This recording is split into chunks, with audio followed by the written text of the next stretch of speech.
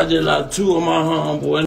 Forever be get back gang. We may finally be closing in on the person EBG has been hinting at all along. New footage has surfaced online, and fans are convinced it shows Pooh Shiesty caught on camera in the killing of EBG Ejizzle's close homie, just days after his release.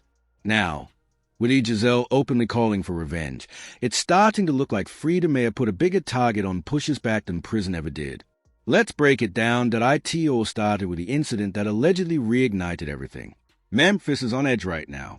A grainy 37-second clip, filmed in what appears to be a dimly lit parking lot near Airways Boulevard, has gone viral across social media. The video allegedly shows Pooh Shiesty, fresh out of federal custody, opening fire on a vehicle linked to one of EBG Ejizzle's closest associates. Within hours, Pooh Shiesty and Get Back Gang were trending worldwide. And with Ejizzle already hinting at retaliation, fans are asking the question nobody wants to say out loud. Did Shiesty really come home just to catch another body? The footage is disturbing. A black Dodge Charger pulls into frame. Voices are heard shouting. Then 6 muzzle flashes light up the darkness. A man collapses near the hood of the car. If the allegations are true, this would mean Shiesty's first move after release was taking out EBG's right-hand soldier, a move that could set Memphis back on fire, and it gets even darker. According to local Memphis insiders and hip-hop pages like Rap Alert, the location in the clip lines up with areas frequently associated with EBG members. In the background, you can even hear someone yell, "EBG out here," moments before the shots ring out. Whether the video is authentic or not, perception is everything. And in street culture, perception can be just as deadly as bullets, though it's also important to remember that Pooh Shiesty was released earlier this month after serving a reduced federal sentence for conspiracy to possess firearms in furtherance of violent crimes.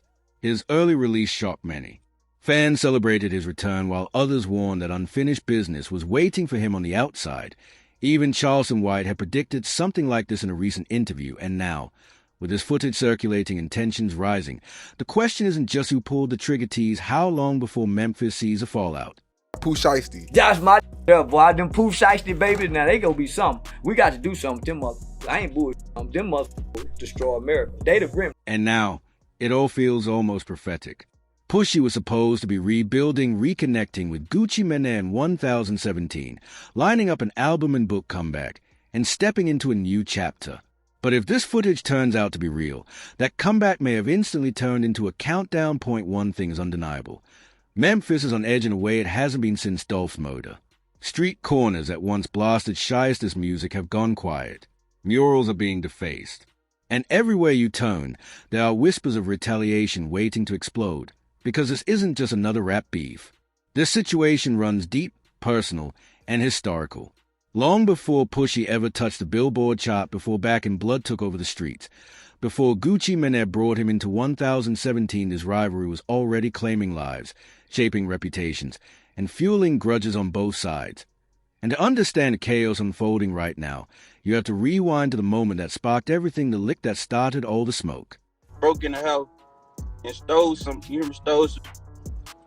and really try to put it like they extorted something, but they really did some junk. You know how it go.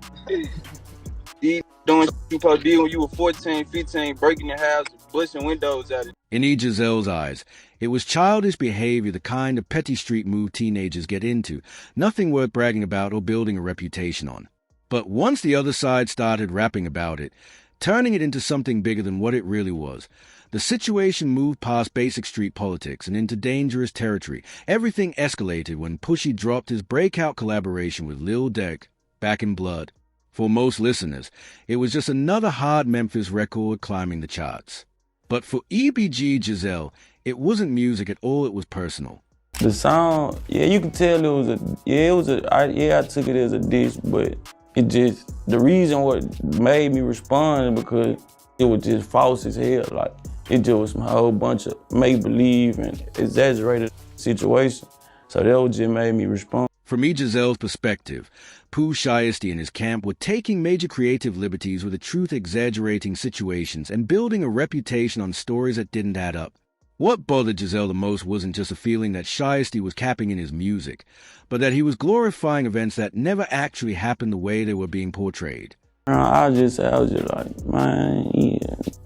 I just hate capping that shit. The tension hit another breaking point when EBG Ejizzle was shot, an incident that quickly became surrounded by speculation, misinformation, and street rumors that spread through Memphis and far beyond. While many tried to tie the shooting directly to the ongoing conflict with Pushy, the reality was far more complicated. According to what's been said, the situation was rooted in domestic drama, not the rap beef. Ejizzle reportedly found himself caught in the middle of someone else's dispute, but that didn't stop the streets and the internet from drawing their own conclusions. I guess the whole thing been into it with her nigga all day, with her boyfriend all day.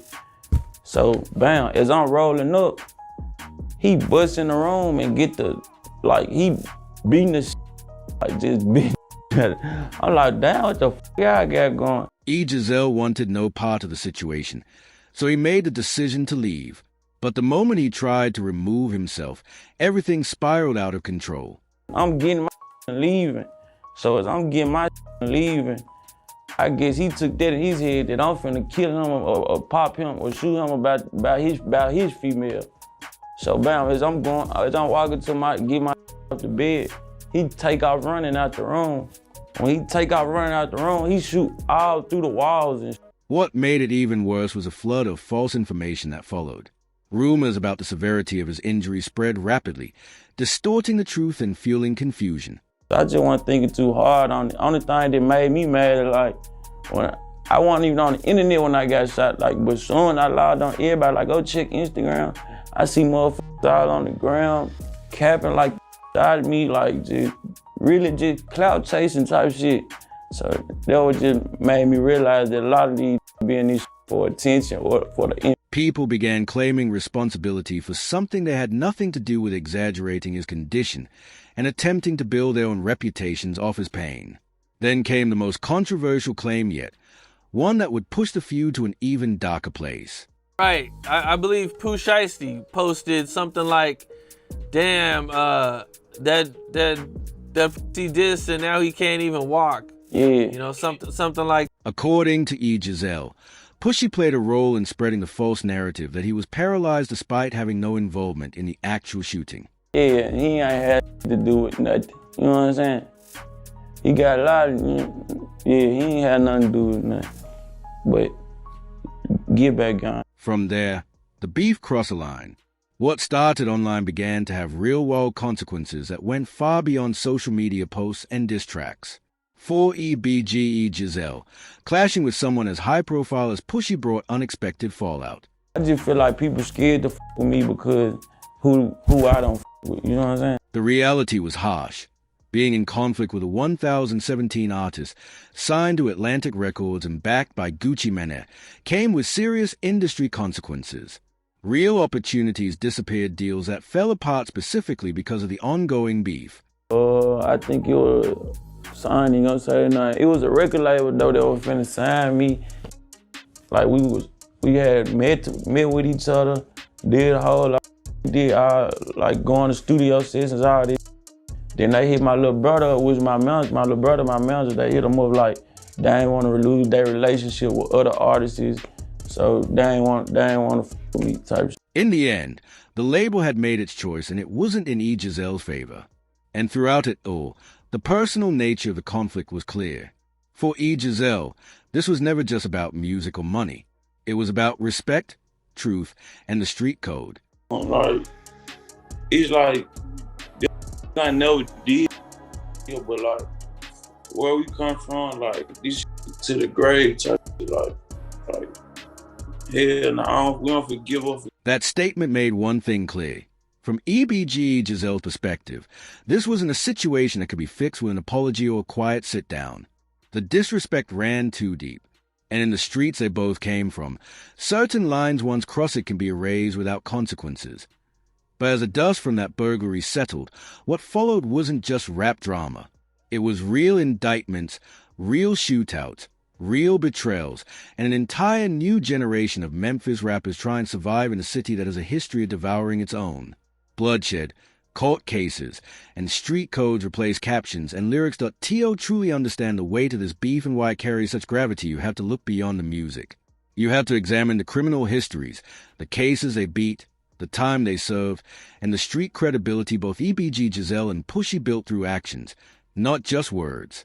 This is where the line between rap persona and real life becomes dangerously blurred, and where the consequences stop being theoretical and start becoming life-altering. And for EBG Ejizzle, that line was crossed far earlier than most people realize.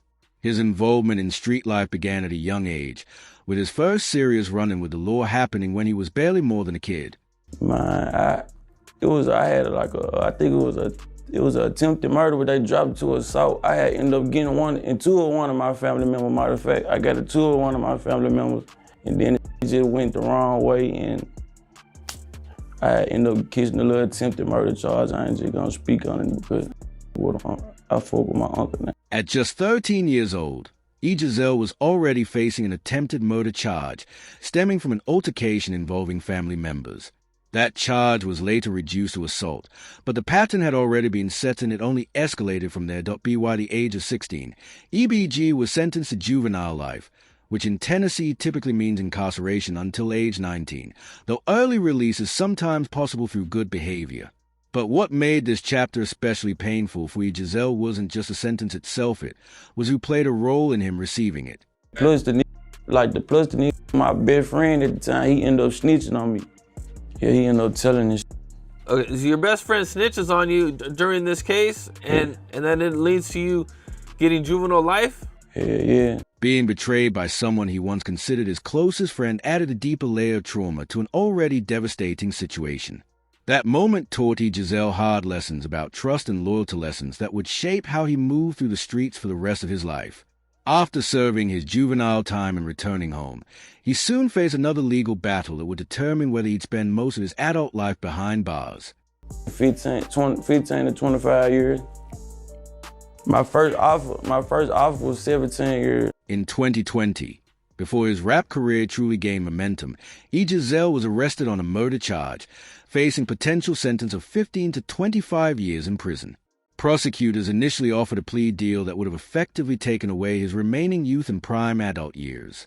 But I really knew I ain't even it was just, they were going out some he say, she say. You see what I'm saying? So they just going by what a say. So somebody told them something, but when it was time to come to court and trial and shit, he didn't want to take the stand and The details of that case and how he ultimately beat highlight the complicated realities of street violence and the Memphis justice system. The prosecution's case relied heavily on witness testimony, but when the trial date arrived, the key witness refused to take the stand. With no case left to argue, the charges were dropped. Shiesty was arrested for a shooting at King of Diamonds. Now he has been accused of shooting a security guard there. We don't know what happened, but they said a crowd jumped in trying to grab some loose cash because somebody knocked money out of his back pocket, and that's when reportedly they are saying that he brandished a gun as he was being escorted out by the security guard. Now shifting focus to Pooh Shiesty, his legal troubles reached a far more serious level after his arrest in connection with a shooting at King of Diamonds, a well-known Miami strip club. The incident allegedly left a security guard shot in the ankle.